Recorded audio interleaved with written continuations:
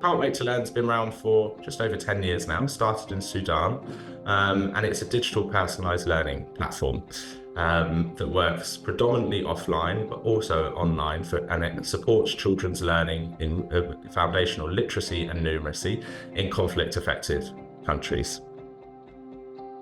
It is, and has been, a labour of love for War Child, as it has been iteratively developed over the last year through several teams of Can't Wait to Learn. Its approach to evidence, its hand in glove with regards to how we focus on evidence. So we understand that education technology is not something in isolation, it is just part of the education system, and Can't Wait to Learn has worked and invested so much as a programme over the last 10 years in 8 contexts to contextualise, to align to national curriculums. And when we say contextualise, we mean co-design. It's useful to have that hook onto what the context that children understand, but it's also absolutely critical for community acceptance. And that means that it's built products with them, not for them. I would say that one of the biggest needs is access to education. So with UNHCR estimating that almost half of school-aged refugee children are out of school, this remains a very critical issue.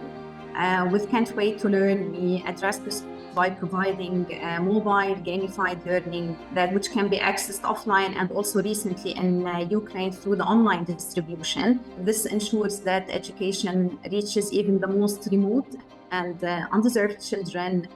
Another need, I would say, is the quality of education, which is often compromised by the overcrowded classrooms, undercapacitated teachers, and even damaged infrastructure. So that's where Can't Wait to Learn offers personalized, contextually relevant content for the children and the teachers, which ensures that they're engaged and that the content is relevant to them. Another need is, of course, funding and resources. So we know that despite the magnitude of the educational crisis, funding for education in emergencies remains inadequate. So Can't Wait to Learn offers cost-effective solutions that maximizes the impact without the lengthy timeline. One more point on the response to crisis. So we know that traditional education systems are not designed maybe to function effectively during crisis. So Can't Wait to Learn provides a rapid and maybe more flexible education solution that can be implemented quickly. Can't Wait to Learn enables the children to continue their education even when the teachers maybe are absent in the resources that are scarce. We have been able to demonstrate or to compare the outcomes of Can't Wait to Learn to a group of children that did not get Can't Wait to Learn. And we did that in Uganda as the last step of our research in 30 schools that enrolled 1,500, just a bit over 1,500 of children that then got randomly allocated to either receiving Can't Wait to Learn or not over a period of 2 terms.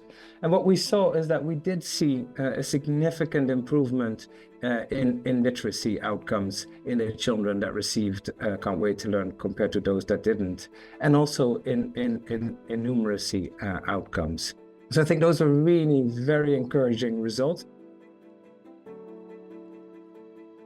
In terms of the sustainability, I think you have to be incredibly clear-eyed about who the duty bearers are in education systems. And they're not INGOs, and they're not education technology providers. They're governments, and we always work with them. So the government is the key stakeholder when we establish these programs. And so that's why the tool has to not be a War Child tool. The tool has to be a Ugandan tool. It has to be a Lebanese tool or a Jordanian tool. And so that investment, and it is an investment upfront, in terms of that contextualization piece, the research piece and so forth, that enables us to develop a sustainable product because partners and government and people we work with recognize that a curriculum aligned system can be part of or a supplement to, never a replacement, of the education provision that's in place already. there's a scalability to it. We've always and continue to look at how we can improve cost effectiveness and that side of things. We absolutely have to know how much time we need to optimize the amount of time children use on a device. That drops your cost per head. It's through educators and communities that we facilitate the use of they facilitate the use of Can't Wait to Learn in the communities. They help in guiding students through the content, supporting their learning, providing the feedback. It's them who build trust and engagement within the community. It's the local communities and educators that provide the feedback. And most importantly, it's through the communities that we ensure the sustainability and ownership of Can't Wait to Learn. It's only through local communities that you would ensure the sustainability of the program itself. We try to foster actually the sense of ownership and investment in the educational process with our communities and with our partners. And it worked the best this way.